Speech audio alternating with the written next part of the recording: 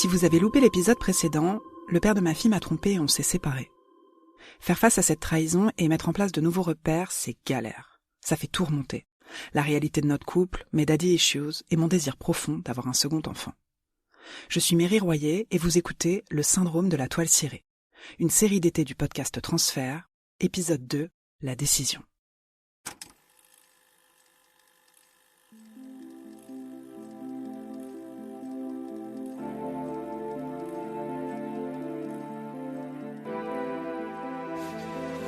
Bon, j'avance dans mes réflexions. Je sens que j'avance. J'avance pas genre vitesse grand V, mais j'avance. Ce qui est déjà pas mal. J'ai pas de nouvelles de David qui est censé rentrer de Kinshasa aujourd'hui, enfin a priori. C'est toujours un peu ce truc, tu vois, tu sais pas trop comment demander les choses, les communiquer, tout ça. Enfin, c'est un peu barbouze, mais bon. Il semblerait que j'ai presque réussi à clôturer le compte joint. Ils se foutent vraiment de ma gueule, mais ils sont tombés sur plus teigneuse qu'eux, donc je vais pas lâcher. Puis ça dit tout, ça dit beaucoup, cette histoire de compte joint. Ouais, j'ai plus de conjoint, donc je veux plus de conjoint. Hier aussi, quand j'ai pris le monde, ça m'a fait vachement du bien de parler avec elle. De toute façon, quelle conversation avec sa mère ne peut pas faire du bien ou faire avancer. Parce qu'elle m'a dit, ouais, tu sais, David, il te demande à avoir une conversation et t'as pas envie de lui donner, quoi. Donc, il faut que tu réfléchisses à ça. Et je lui dis, ouais, j'ai pas envie de donner une conversation à David dans le sens où je me connais, je sais que j'ai une tendance à vouloir enchanter le réel, à vouloir apaiser les autres. Je me connais, ça adoucit mon cœur aussi d'être douce avec les autres. Donc je vais finir par lui dire, comme d'ailleurs les conversations que nous avions eues avant qu'il quitte la maison, où je lui disais que, en gros, limite, je te comprends pourquoi tu m'as trompée, j'ai envie de tout faire pour t'aider, mais en vrai, il faut que je pense à moi. Et il faut créer cet espace pour avoir le droit d'être en colère, d'être triste. Et d'ailleurs, j'ai l'impression que c'est ce que j'arrive à faire dans ces notes audio. Créer un espace où j'essaye pas d'être toute puissante, où c'est ok de pas savoir, quoi. Donc non, je ne veux pas avoir de conversation avec David, pas pour le moment, pas tant que ça fera pas 1 an qu'on est séparés déjà. C'est-à-dire que avoir une conversation avec lui, pour que je me retrouve dans la position où je dois le rassurer, mais c'est un fucking sketch. En fait, si il veut pouvoir prétendre à une conversation avec moi, à minima, il faut qu'il me montre qu'il est responsable. Donc, qui me propose une pension alimentaire pour la petite, qui me propose des horaires de venue qui sont réguliers. Donc non, fuck en fait, pas de conversation. Puis deuxième point, j'ai demandé à ma mère ce qu'elle en pensait de ce truc de vouloir faire un gosse avec David alors qu'on n'est pas ensemble, alors que machin et tout, et on a eu un énorme fou rire parce que en gros elle me dit mais moi je te comprends que t'aies pas envie de penser que trouver un nouveau dude avec un nouveau dude et l'amour et je sais pas quoi, que ça pourrait être mieux. Et là, je commence à lui dire, c'est-à-dire qu'en fait, déjà en me mettant avec David, j'ai cru que je pourrais faire mieux que mes parents. Et la vérité, je suis pas mieux fait que mes parents, parce que souvent on reproduit des schémas. Et donc en fait, dans cette reproduction de schémas, j'ai aussi peur de faire comme ma mère et de prendre un nouveau dude et de penser dur comme fer que oui, he's the one.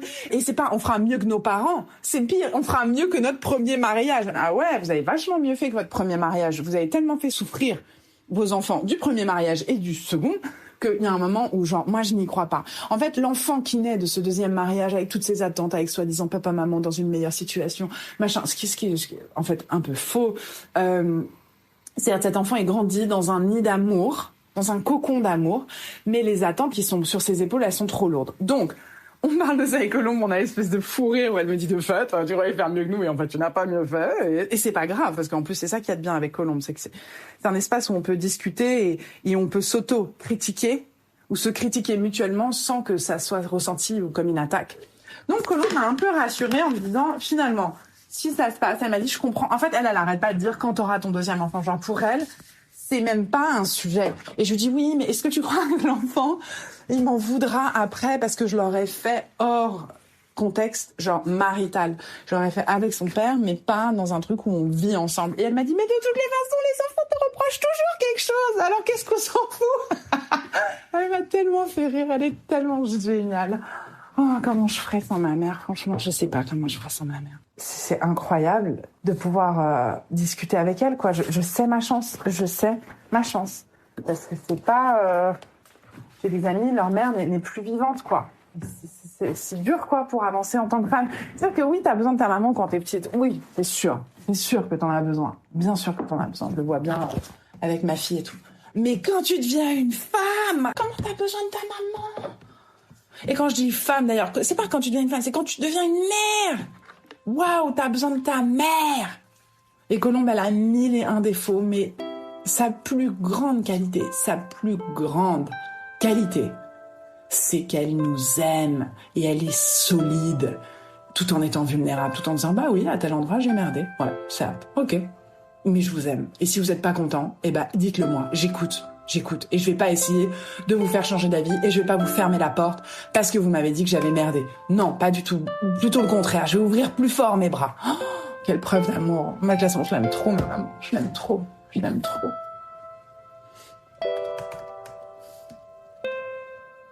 Bon les gars, je me mets au boulot, Zoubi.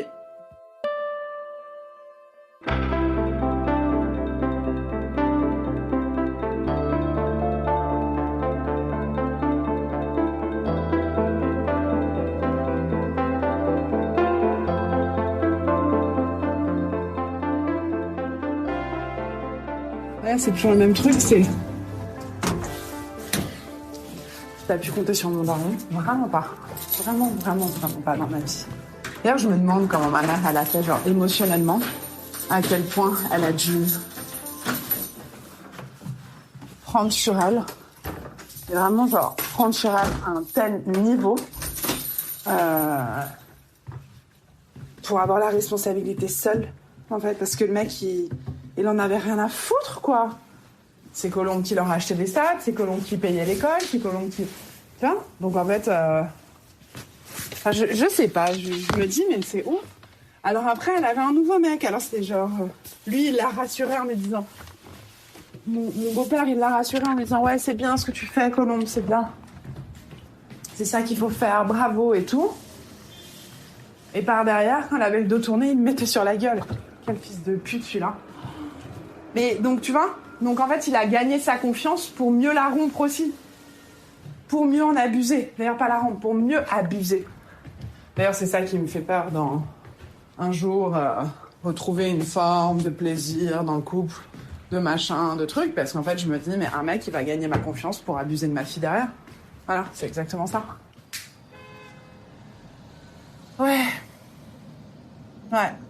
Donc je pense qu'aujourd'hui, David, quand il va venir pour 16h30 pour voir Mika, chercher Mika à l'école, il va vouloir passer à la maison avant machin. Faut que je sois assez ferme et que je dise non, moi je travaille. On se retrouve devant l'école parce que j'ai aucunement envie de me retrouver seule face à lui. Je suis toujours pas prête, je le reconnais. Sûrement que c'est un manque de maturité de ma part et que il faudrait que je sois capable d'adresser la conversation. Mais encore une fois, je suis convaincue que si j'adresse cette conversation avec lui, je vais essayer de l'apaiser, de l'adoucir, lui, de lui faire du bien. Et j'ai pas envie, en fait. J'ai pas envie de l'apaiser, de l'adoucir, de lui faire du bien, parce que lui, il m'a pas ménagé. Et c'est ma manière à moi de montrer que je souffre, en fait. De dire, je suis pas capable d'avoir la conversation. C'est ma manière à moi de dire, j'ai besoin d'espace, parce qu'en fait, t'as abusé de ma confiance. Un peu comme mon beau-père a abusé de la confiance de ma mère.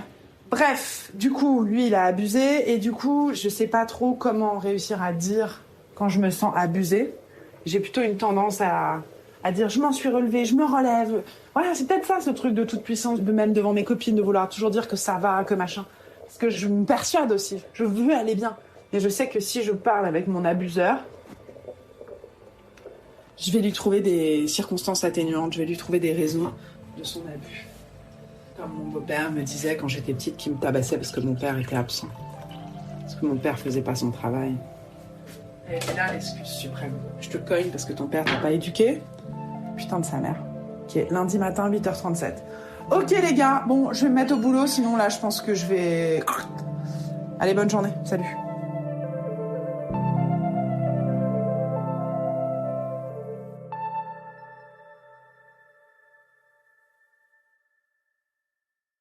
Il n'est pas arrivé à l'heure, il a loupé le train. venir chercher Niquette à l'école et puis nous a rejoints à la maison.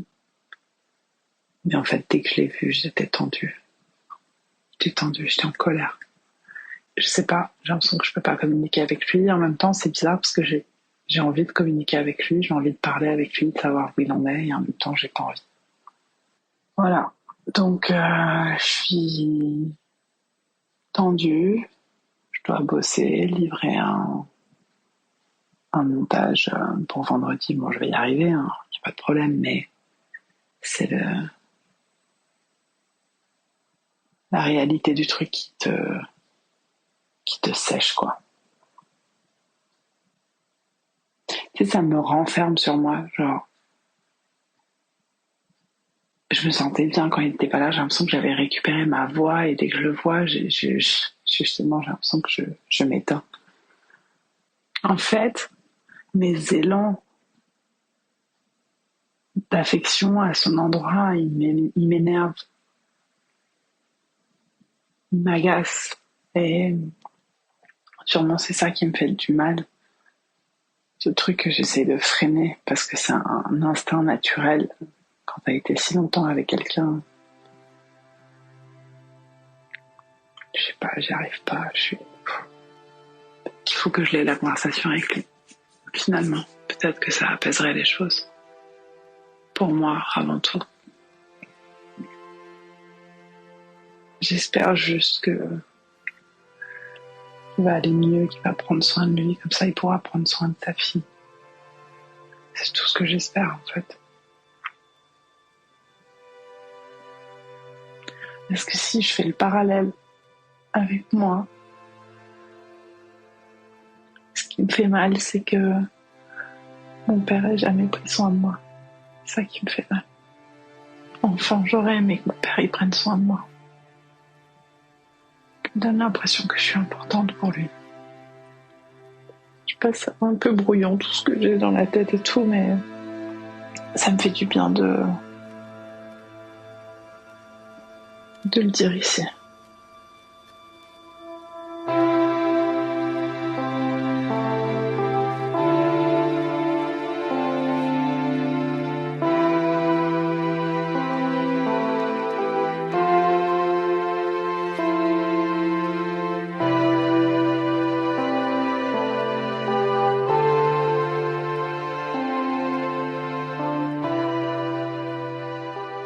Donc, le père de ma fille est à l'hôpital parce qu'il a un problème de bile et il est hospitalisé en chirurgie.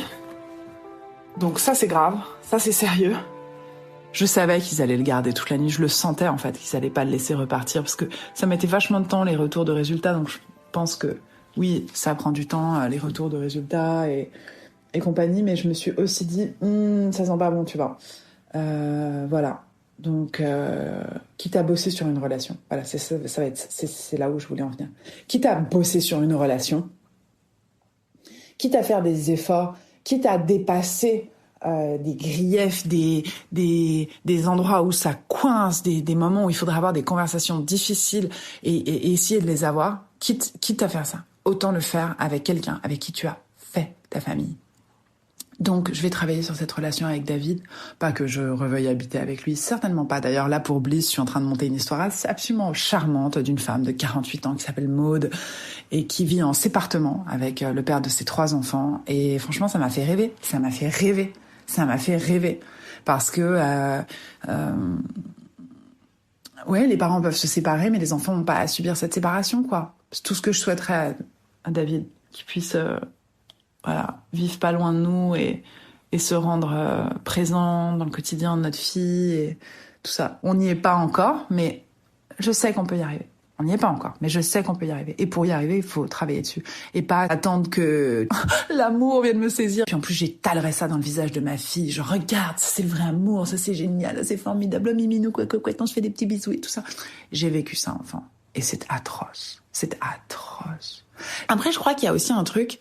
ou peut-être que la psychanalyse, ou je sais pas quoi, voudrait que on devienne des petits agneaux tout doux et tout gentils, et que parce qu'on aurait travaillé sur nous, finalement ça Ça atténuerait la violence de ce qu'on a subi. Désolée, en fait, les gars, ce que j'ai subi, c'était violent. Je vais pas faire comme si de rien n'était. Comment je fais pour raconter un truc violent sans offusquer l'oreille de celui qui va entendre ça? Mais ça veut pas dire que moi, je suis toujours empêtrée dans cette violence. C'est une violence qui m'a été imposée. Comment comment je pourrais la raconter pour que ça soit une jolie fable? Quand t'écoutes Cendrillon, Blanche-Neige et tous ces trucs-là, c'est enrobé, mais c'est d'une violence sans nom. Donc bref, je crois que moi j'ai envie d'être ok avec cette violence qui me traverse et qui m'a été imposée.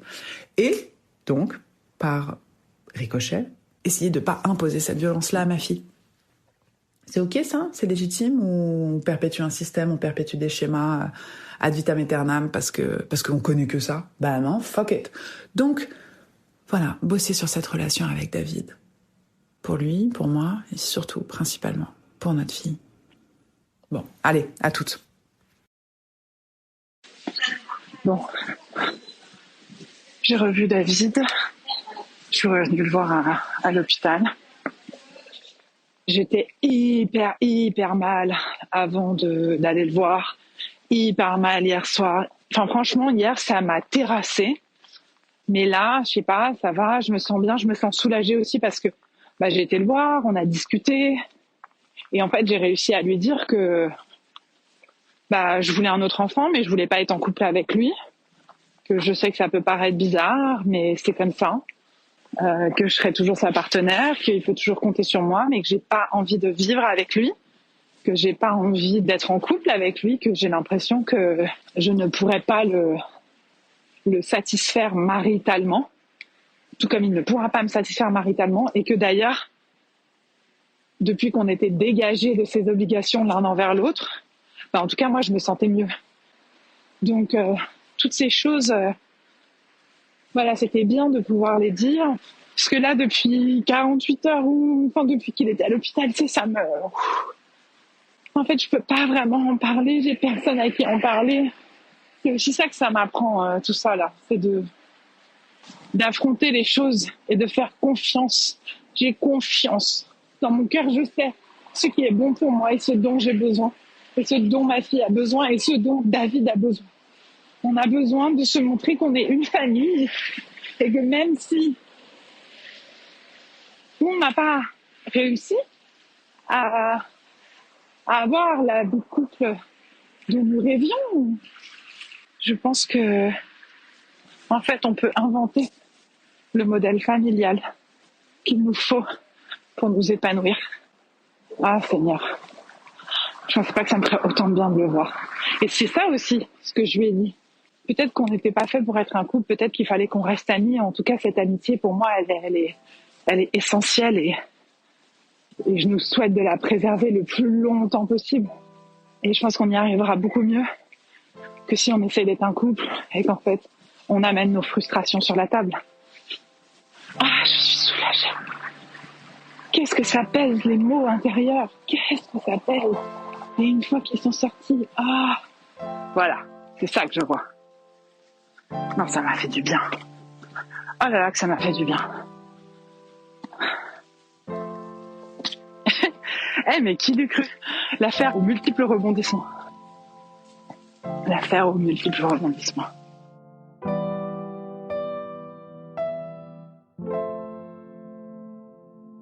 Dimanche, cuisine, je me fais les ongles. Hier, David est venu à la maison. On a passé l'après-midi tous les trois. Quand il est arrivé, Mika a voulu lui offrir ses cadeaux de Noël. Ce qu'on a fait, Mika avait fait une enveloppe avec plein de cadeaux pour lui, plein de trucs et tout. Et je sais pas, peut-être que je suis naïve, peut-être que je suis teubée, peut-être que je suis teubée. Mais avant qu'il soit hospitalisé, on avait décidé qu'on ferait Noël tous ensemble, tous les trois. Donc, moi, dans ma tête,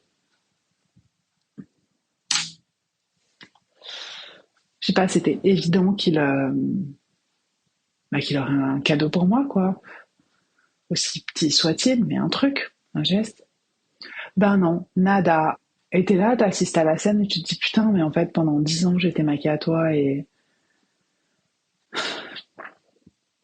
je faisais toujours les efforts, même quand en face, tu n'en faisais pas. Et là, on n'est pas ensemble, et la situation est plus que compliquée. Et t'as ce regard, ce truc de genre, tu rêverais de te remettre avec moi, et tu fais même pas un effort. Les mecs, enfin, où veux-tu qu'on aille? C'est une catastrophe, en fait. C'est une catastrophe. En fait, lui, il change pas, et moi, je suis toujours aussi pleine d'espoir. C'est ouf, même en ne vivant pas avec lui.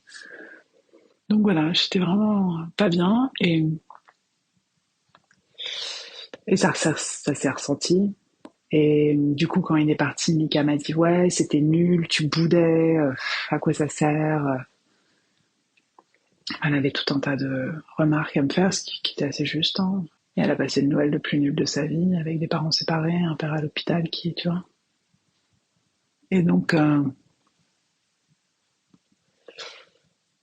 voilà, dans cet océan de chum, je nage.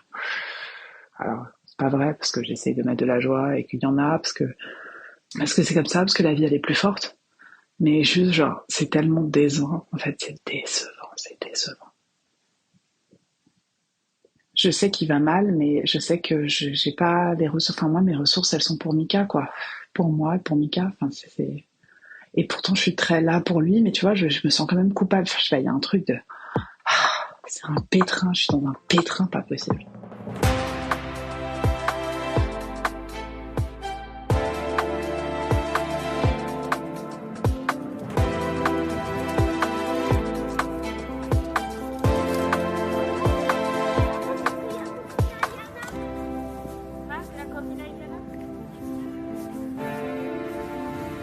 Ok, bon,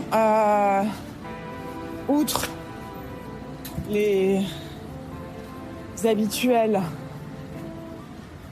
vagues de tensions familiales qui vont, qui viennent, la nouveauté de cette semaine, c'est que hier se sont finies mes règles. Et hier soir, j'ai donc commandé des tests d'ovulation. Parce que je veux savoir quel jour exactement j'ovule.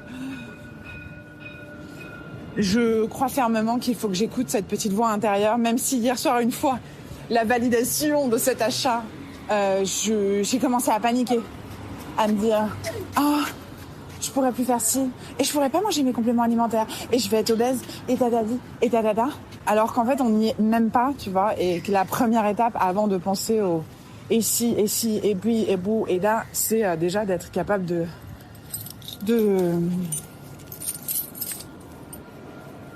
dire à David, est-ce que tu peux venir la semaine prochaine, s'il te plaît, pour me donner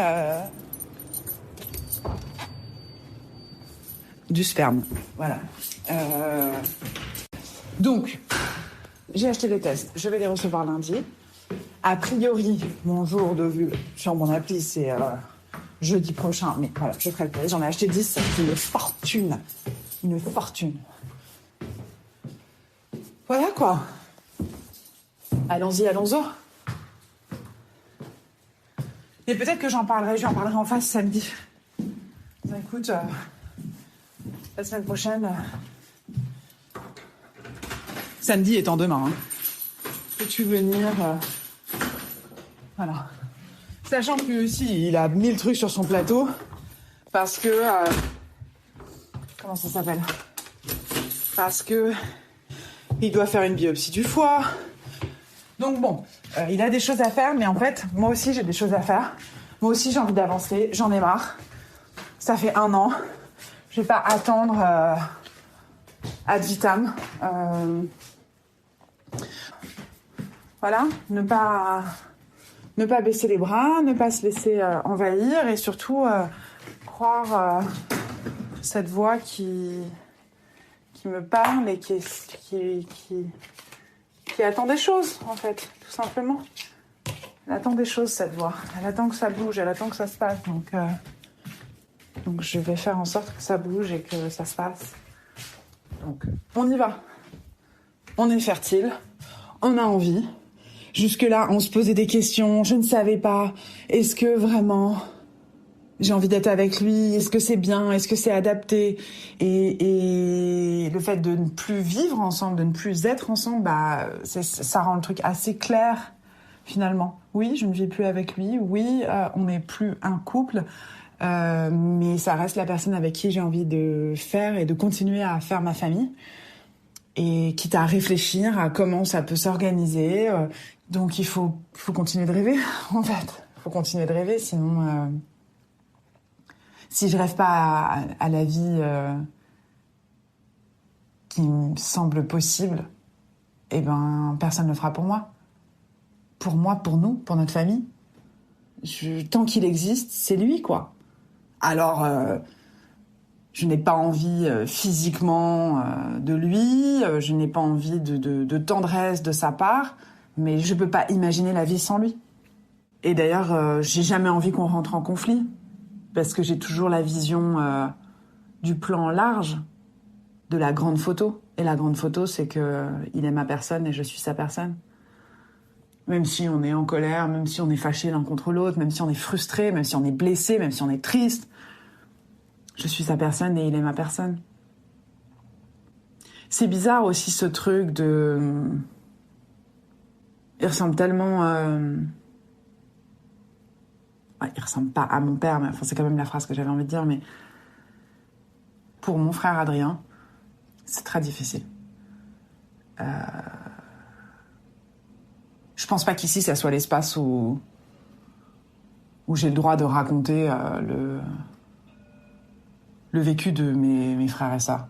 Si eux, un jour, ils ont envie de le faire, ils prendront le micro, ils prendront la plume, voilà. Mais tout ça pour dire qu'on parle beaucoup avec Adrien, parce qu'Adrien, c'est celui qui m'a jamais lâché, qui m'a jamais abandonné, parce qu'il voyait tout le monde quitter le navire et qu'il est resté avec moi, qu'il a eu de la peine, et puis peut-être aussi que... peut-être aussi... Je sais pas, hein, je dis ça... Putain, je m'en sais pas. Mais peut-être qu'aussi il s'est dit que... On a 10 ans de différence avec Adrien. Et peut-être que dans son... Peut-être qu'il avait déjà compris que... l'amour d'un enfant, c'est pur, c'est inconditionnel, c'est irréversible. Et que du coup, il savait que je pourrais pas lui faire du mal, je pourrais que l'aimer, quoi. Et donc il s'est occupé de moi. Dieu qui s'est occupé de moi. Il m'a protégée. Parce qu'en fait, ça faisait très très peur là où je vivais quand j'étais enfant. Ça faisait très très peur.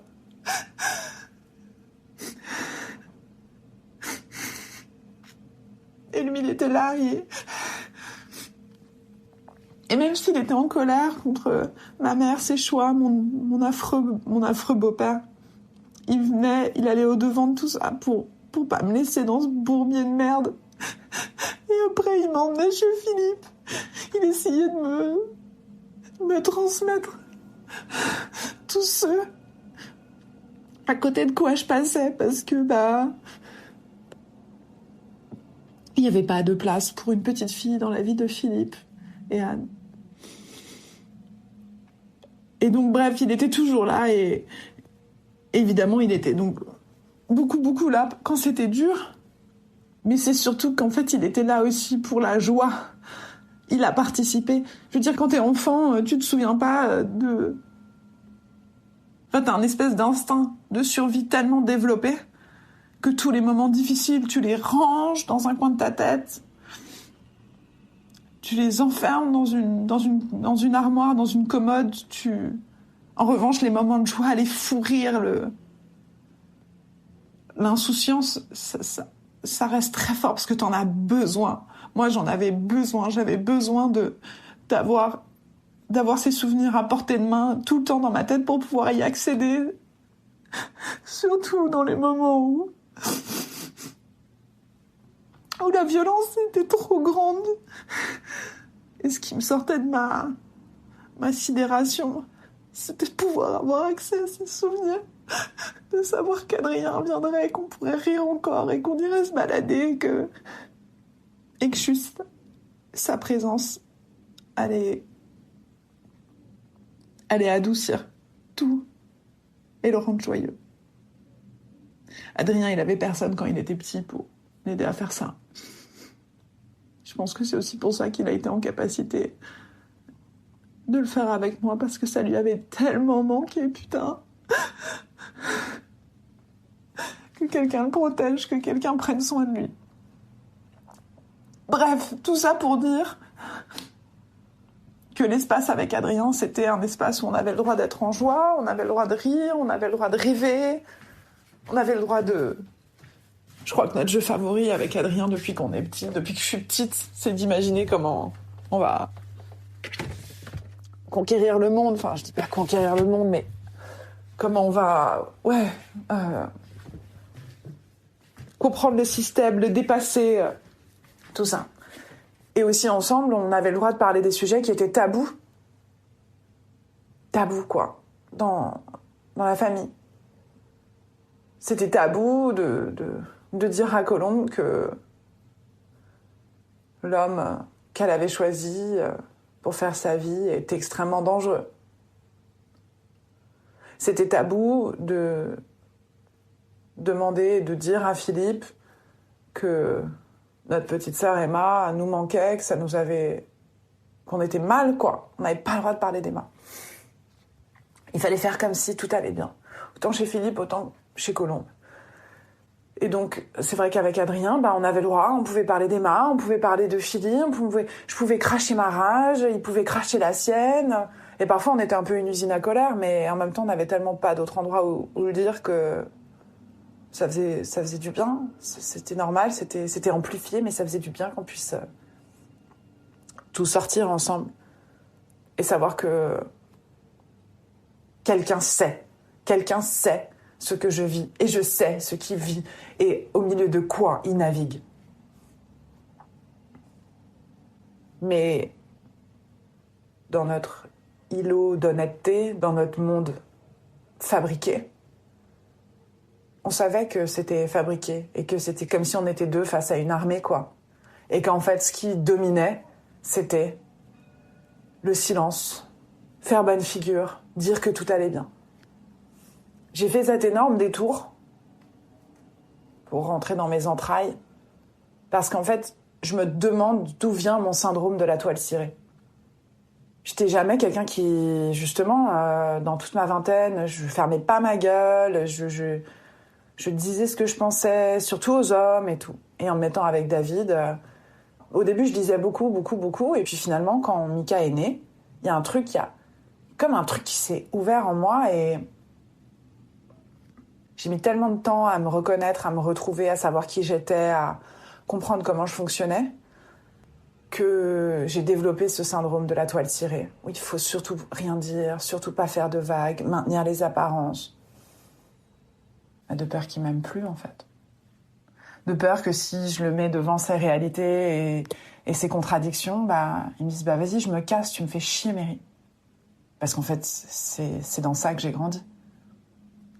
Et quand je dis que je trouve que David ressemble beaucoup à Philippe, c'est que finalement, c'est peut-être pas David qui ressemble à Philippe, peut-être qu'en fait c'est moi qui ressemble à la Mary de quand elle était petite vis-à-vis de son père, et qui osait pas dire à son père, et qui donc se met avec un mec et fait sa famille avec et fait un enfant et n'ose pas lui dire que là, elle trouve qu'il tire trop sur la corde, et que là, il lui demande trop et qu'il lui donne pas assez. Peut-être qu'en fait, mon père et le père de ma fille ne se ressemblent pas, que c'est juste moi qui suis choquée de voir que c'est la petite fille en moi qui a choisi ce type-là pour faire sa vie. Et aujourd'hui, d'ailleurs, peut-être c'est pour ça que j'ai dit non, peut-être c'est pour ça que j'ai été capable d'acter une séparation. Parce qu'en fait, je suis plus cette petite fille. Et peut-être aussi, d'ailleurs, que si je vais encore plus loin dans le process, peut-être que si ce désir de faire un autre enfant sans habiter ensemble, sans être en couple, mais en étant capable de dire « je t'aime et je t'aimerai toujours », c'est aussi une manière de dire je suis plus cette petite fille, elle est en moi, mais j'ai évolué. Et la Mary qui a évolué, elle est capable de dire ce qu'elle veut et ce qu'elle désire, et sans être obligée d'être parfaite et que ça soit lisse et que ça réponde aux attentes de la société vis-à-vis des femmes et du couple et de la famille. Et finalement, quand tu fais ça, évidemment que tu fais des erreurs. Mais quand tu joues à la famille parfaite et que tu joues au jeu des apparences, tu fais aussi des erreurs, mais qui sont beaucoup plus insidieuses, beaucoup plus violentes, beaucoup plus internes. Là, au moins, quitte à faire sa vie, autant la faire comme on l'entend. Et je crois que c'est ça qui se passe, en fait, dans tout ce process de vouloir faire grandir notre famille avec David.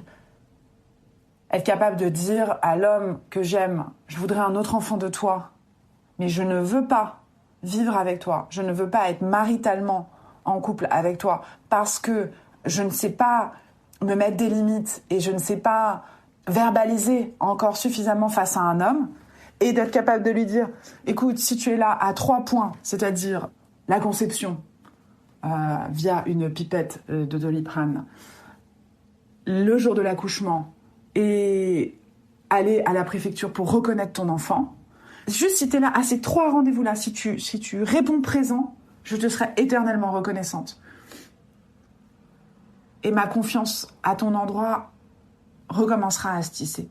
Et alors, si en plus de ça, tu veux venir à une échographie, tu m'aides et tu t'intéresses à l'organisation des premiers mois de la vie de ce futur bébé, toutes ces choses-là vont me faire te voir sous un nouveau jour. Parce que finalement, j'ai fantasmé l'idée du père. Qu'est-ce qu'un père ? Je ne sais pas. Mon père m'a abandonnée et mon beau-père m'a violentée. Entre abandon et violence, comment une jeune fille se construit ? Soit c'est le silence, soit c'est les coups, soit c'est l'absence, soit c'est un contact, mais très désagréable. Un contact qui te rappelle qu'un homme peut te tuer. Je suis terrifiée par les hommes.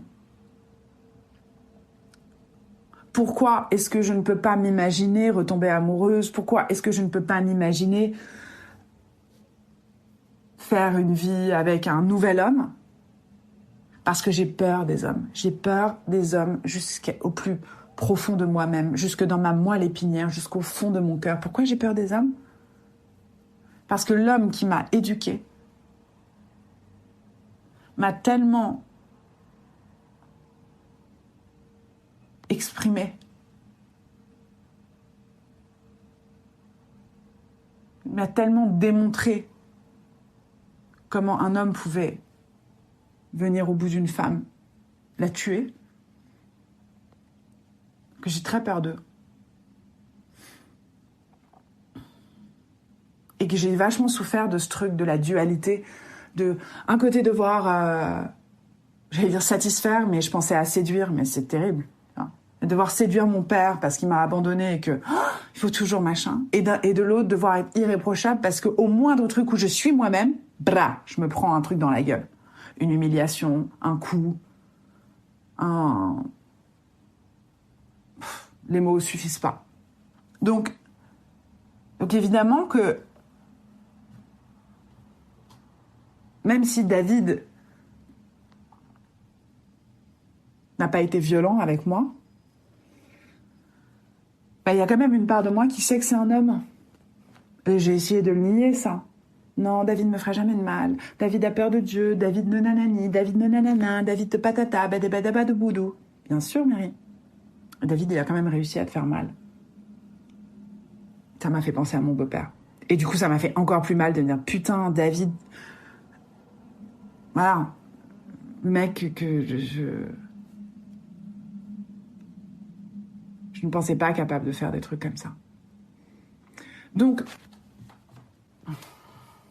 ouais, ce syndrome de la toile cirée, il vient sûrement de tout ça, de cette éducation en dualité, en ping-pong d'abandon-violence. Trop sympa comme ping-pong. Waouh. Et aujourd'hui, le match entre notre sportif, monsieur Abandon, et notre second sportif, monsieur Violence. Non mais attends, t'imagines, t'as une balle de ping-pong au milieu de tout ça, mais c'est atroce. D'un coup, boum, boum, boum. Non. Heureusement que le filet, au milieu, dans ce filet, il y avait Adrien et ma mère qui s'asseyaient sur le bord de mon lit le soir pour m'écouter détricoter mes angoisses et m'aider à trouver des solutions. Ah oui, et puis la psy aussi, bien sûr, on va pas se mentir. Peut-être que j'avais besoin de cette conversation, peut-être que j'avais besoin de dire tout ça. Ce qui est trop intéressant, c'est que je dise conversation, alors que, en vrai, c'est pas une conversation, puisque je parle toute seule, un peu comme si j'étais chez la psy. Et je crois que je suis en train, petit à petit, de me défaire de mon syndrome de la toile cirée. Je suis en train, petit à petit, de réaliser que je suffis, que je suis assez. Ouais. Comme disent les psys, je crois qu'on va s'arrêter là.